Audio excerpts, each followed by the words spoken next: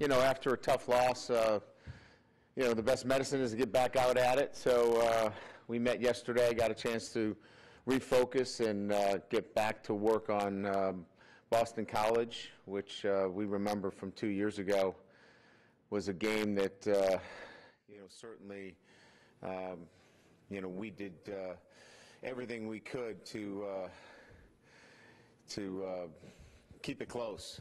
They did a great job taking the football away, and we know what kind of game it's going to be against Boston College. Coach Adazio will have his team ready to play, and we're going to have to play extremely well. But getting back out on the practice field is going to be important for us. We want to obviously get our guys refocused on, obviously the process of winning football games. So they're excited. They're going to get prepared to play a very good football team that plays Notre Dame tough. And that was really the discourse yesterday about each and every team that we play is going to play their very best. We watched film against Appalachian State to prepare for Georgia, and we shouldn't have watched it because the team we saw was a different team. Georgia played extremely well against us. So we know it was a great learning experience in terms of knowing how well teams will play against us, and Boston College will be no exception to that. They'll play extremely well. As I mentioned, Coach Adazio has done a great job. Bowl game last year, won a bowl game for Boston College. Landry on defense, one of the best defensive players in the country, very disruptive. Coach Reed is a veteran defensive coordinator. They were an outstanding defense last year. They bring a lot of players back, very gritty, tough-minded group. Speed on the back end, experience at the safety position, love to play man-to-man, and again, an aggressive group that likes to take the football away. So they've done a nice job. Scott Loeffler, I have a great deal of respect for what he does offensively. A freshman quarterback who's very, very talented. I think they've added a lot of speed at the wide receiver position, size at running back. And again, a team that is committed to playing a lot faster. They play with tempo, so we'll have to work on it this week. And in special teams, have done a great job in their kickoff return team. They've been very good there. So in all three phases, we'll have to play well. So excited to get back on the field and get back to getting our football team ready to play against a good BC team. So, questions? Brian, to your left.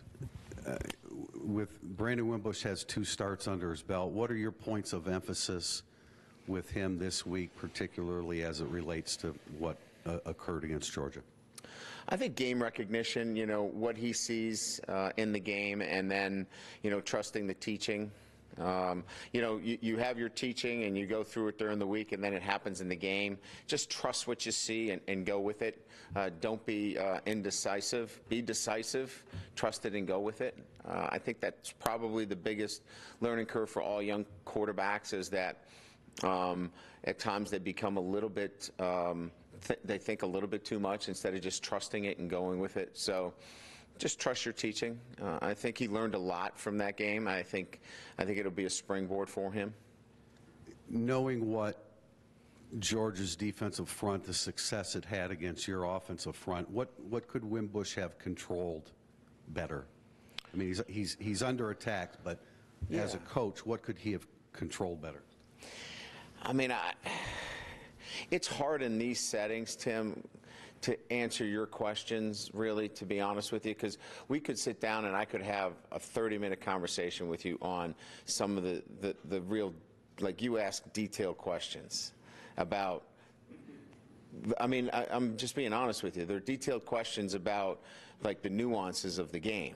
And so I could give you a million different things. I mean, third down, for example, with under 8 minutes to go in the game,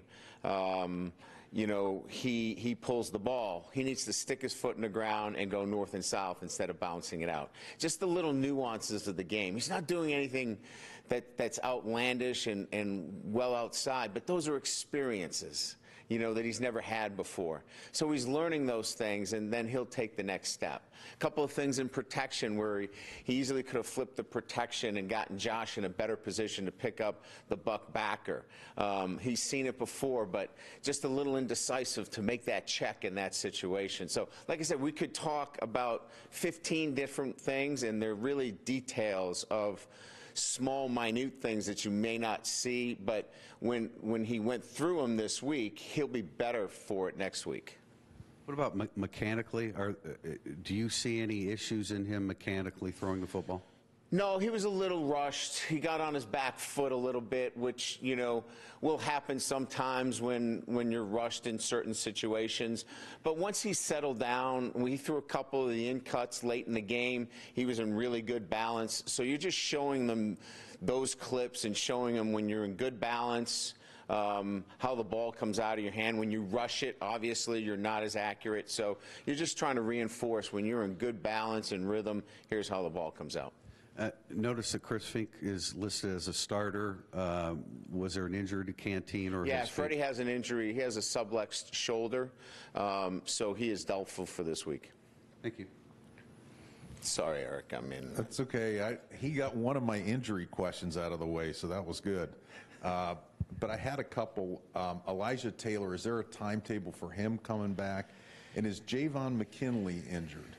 No, he is not. He is not. Javon is not injured. Okay. You know, just working on the traits every week with him. Elijah's been slow. The process has taken a lot longer in terms of getting him where he needs to be. So do you anticipate him, do you have any timetable for him of when? And last talking to our training staff, they could not give us a clear he's ready to go in there and change direction at a level necessary to play, you know, championship football. Okay. When Jay Hayes was a freshman, there was, I think, a press conference where you up there, and he came in by mistake, and you actually had him come up to the podium, and you talked about very briefly what a bright future you thought he would have, and here he is, and it looks like it's finally arriving. But I'm curious in terms of trying to determine the best direction. He's been inside for you. He's been outside. He's at that base end now. Yeah. Why was that the best fit kind of for him this year?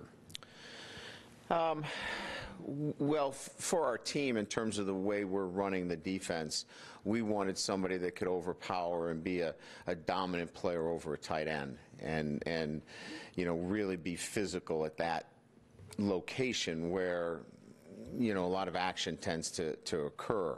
So we felt like he could control the line of scrimmage at that point. Could he play in at the 3? Certainly. We've cross-trained him a little bit at that position.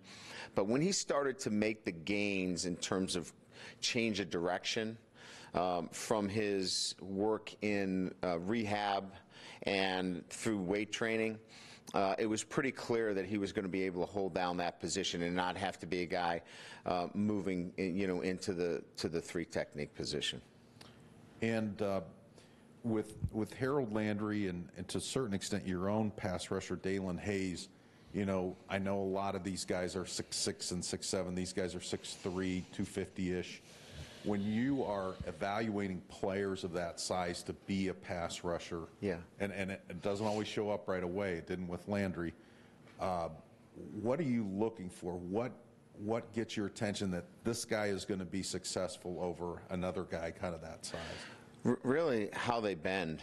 I mean, if you look at Landry, I mean, you know, he had a sack the other day against Wake Forest where he really beat a long arm tackle underneath him. And Landry's 6'3", you know, all is 6'3", and he was able to bend to get underneath the hands of an offensive tackle. So his ability, we use the phrase run the hoop, really his ability to bend around the corner and have that kind of flexibility and certainly explosiveness too.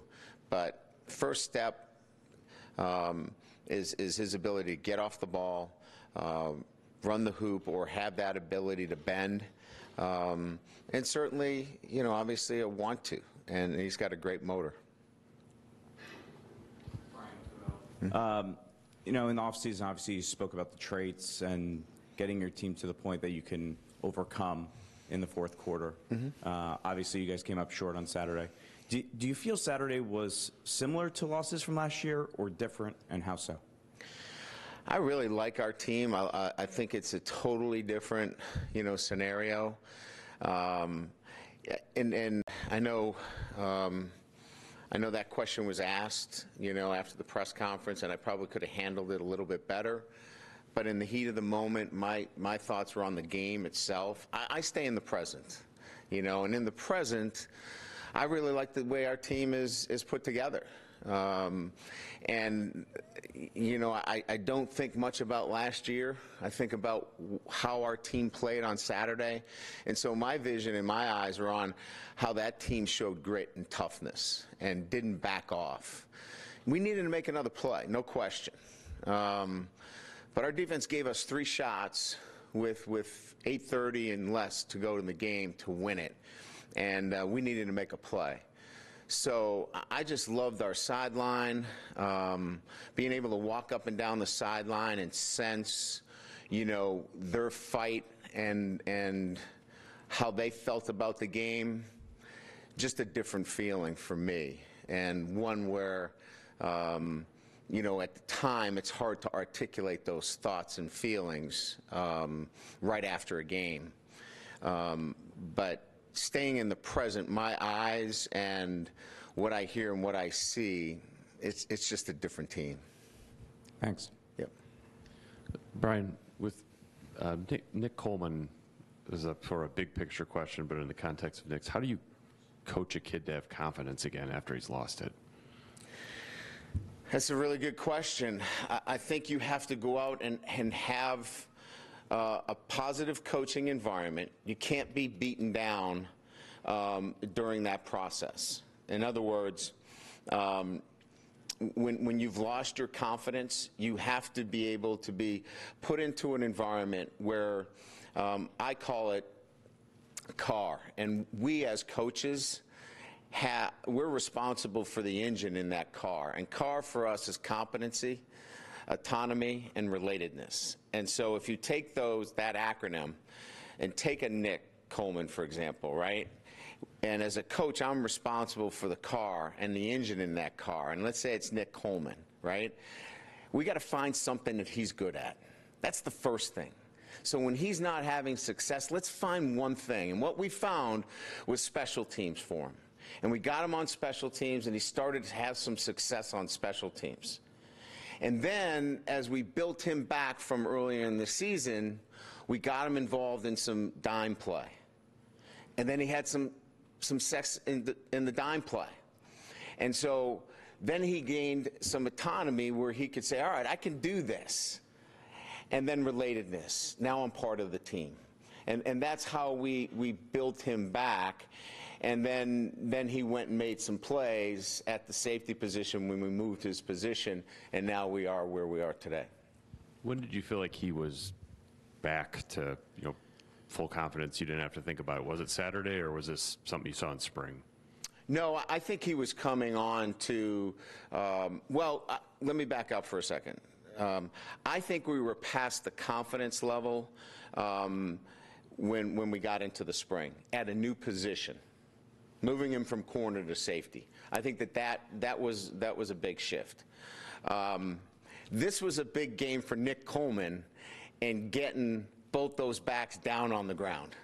And he did that. And so he's going to build on that moving forward. I was curious how you felt like Saturday night went, just from an offensive play calling standpoint. Sort of a big moment for Chip. Mm-hmm. Huge spot. Like, where do you think he learned about, being here and all the attention that comes with it, and some of the opponents that you play here that, maybe he hasn't seen in the past? Yeah, I mean, I think it's a fair question. I could be the harshest critic. I've played called in all kinds of environments, and I don't take, and maybe I shouldn't even comment on it publicly, but we had plenty of opportunities to score enough points to win the game through play calling. And we would have liked a couple of play back here and there, maybe here and there, but and we could have called a couple of better plays here and there, and maybe executed a better here and there. But we look at it as an all thing. In other words, we needed to coach a little bit better and make a couple more plays. But I think we walk away as a group meaning players and coaches alike, that, you know, maybe one more good play call, maybe one more good play, and I think we win the game. And didn't get a chance to ask you this about this play on Sunday, the late hit on Aquara. How do you sort of see that on tape? Do you have a real issue with it, or? We just felt like it's too close to put an official in that position. And, you know, Julian was not in a targeting position where he was trying to hold up, but it's just a learning experience for Julian. He felt terrible. We told him, look, you can't, one play does not make this game. He felt terrible about it. It was a close play, but obviously we don't want to put an official in a position to, you know, to make that kind of close call. So, you know, we're not looking back on it as something that, you know, hey, it cost us the game. There are other plays in the game. Thanks. Yeah.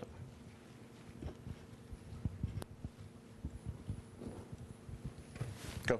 Thank you. Yeah. How do you find a way to get EQ the ball more when you say that teams are being physical? Well, we had 20 targets to him. We targeted him 20 times because it's something that we have to be aware of, because you've got to get your ball to your playmakers. So various reasons why and that's coaching and that's playing. And so both of those have to improve as we move forward, but we have to continue to target him. And quite frankly, we have to gain balance within our offensive passing game so he doesn't become double covered all the time and get somebody rolling up on him and a safety over the top. So we got to continue to target him. We've got to, again, find balance. And again, I think a little bit of that is play calling, a little bit of that is playing and making plays. And one more thing. What can you just take away from the defense overall with the way that they were able to kind of just stop, shove, and shell and do a good job? So defense, you know, is by and large about a confidence and a belief. And our players believe in what we're doing defensively, have got great confidence in the players around them and that they're going to do their job. And so when you have that dynamic going forward, it certainly is going to allow you to continue to grow as a defense. Brian, to your left. Can you comment on the progress of Devin Studstill? It seems, at least from the outside, that he's had two really good games in what was a reserve safety role, and then he got more snaps against Georgia. Devin's become, you know, he was a freshman last year. So, I mean, you're looking for growth from year one to year two. And the growth has been in consistency in assignment. He has been, for Mike, I would say, somebody that he knows is going to get the right checks and communicate effectively what Mike wants back there. He continues to progress in his tackling. He continues to progress in his coverage skills. But I think if we were to highlight one thing as to why he is now in a competition back there with Jalen, is that consistency in communication with our defensive structure. And you kind of opened with it, that Boston College, whether better, worse, or similar to Notre Dame, plays Notre Dame very well. Heck yeah. How do you coach that to a team? Because it's one thing to know it. How do you kind of impart that when if they don't have a great game the previous 2 weeks, that you can kind of get that across to the team? Well, we just let them know about it relative to last week's opponent, and this is really for the younger players to understand the Boston College Notre Dame rivalry between two Catholic institutions, but more importantly, we don't want to talk about it any more than that, because it's really about developing a mindset in your program that this is about dominating your opponent regardless who it is. It's okay to know the history and how they're going to play you and who Boston College is and the respect that you have for them and how they play Notre Dame, and everybody plays that way. But really, this is about having a mindset going into this football game. And I think that from my conversations with the players and what I have seen in front of me, that they're more closer to the mindset than they are needing the pep talk to be leery of a fired-up Boston College. Brian, up the middle here. Continuing on that, it's your first road game for the players who have not been in that experience, such as Brandon, playing on the road in a big game like this. How do you develop that mindset for them before they go into it? Well, you're hoping, and hoping's not really the right word, but everything that you do relative to your routine and how you prepare and how you practice should put your players in a position that when they go on the road, that they compete in a fashion that no distractions should interfere with the way they compete. If they're easily distracted, then they don't have the kind of focus that you've been building with your football team. So it's just reminding them about the mental preparation that you need to have when you go on the road, and that is just being locked in and tuning out all of those distractions and playing the game in the manner that you've been trained. BC has used both quarterbacks this year. Is there much difference between Brown and Wade? I think there's a little bit of a difference. I don't think the offense changes very much. I think the offense is going to be pretty much what it is. There seems to be, much more of a commitment to the freshman quarterback, but we'll see. We'll prepare for both, and, we'll prepare for even some wildcat and some things that we haven't seen before. I think you always have to do that and prepare yourself for Boston College, but the offense won't change that much. And then following up on the question on EQ, it seems like a catch-22 because you talk about you want to target him as much as possible, but he would be the guy that most teams would try to double cover and take out of the game. So how do you and Chip strike that balance that you need to have? Well, look, I had Michael Floyd here, and everybody knew about Michael Floyd. We had Will Fuller, and everybody knew about Will Fuller. We had Tyler Eifert. Everybody knew about Tyler Eifert. So we know how to move him around and get him the football. That's not the issue. The issue is we need balance, and we weren't able to strike enough balance in terms of running the football and getting the ball to other receivers so we could get those shots that we needed to our featured guy. And that's what we have to do more than anything else. We got to continue to target him, but we've got to find better balance within the structure of the offense. Final question from me. Will Dexter be part of the game plan this week? He was part of the game plan last week. I know I was asked the question. Circumstances and the way the game was going made for a tough insertion in their 3-down. It became a heavy pressure game. And it was a decision that was made during the game that it just, it didn't work at the time, but he's got to get in the game. And I made it clear to our offensive coaches that he's got to get on the field. We've got to use his talents. Thank you. Yep. All right. Good. Thank you, everybody.